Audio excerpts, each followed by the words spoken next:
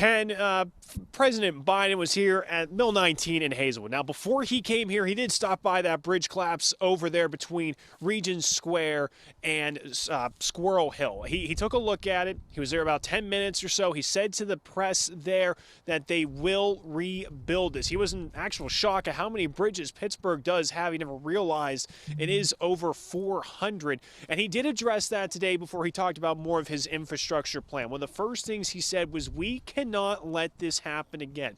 We need to make sure bridges are repaired. And we're fortunate today that this headline does not say anyone died because of this collapse. He says we need to make sure that bridges are standing and they're not collapsing, and we need to make sure they are not a risk. People take these all the time, whether it's to work, to school, to see family.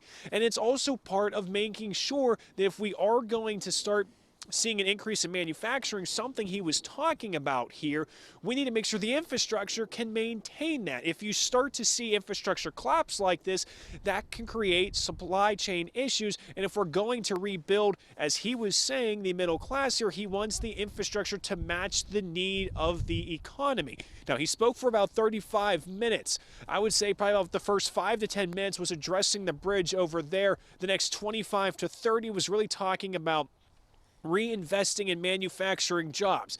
Now, in our area, that used to mean many places like this, where you would see steel. Well, now he says we need to invest into the technology of tomorrow, but that can only happen if your roads, rails, whatever you need to move goods and services, that has to be operational. Take a listen to him now.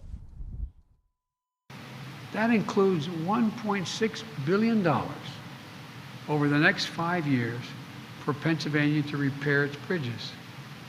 As I said earlier, there are more than 3,300 bridges across Pennsylvania and over 7,500 miles of highway in poor condition.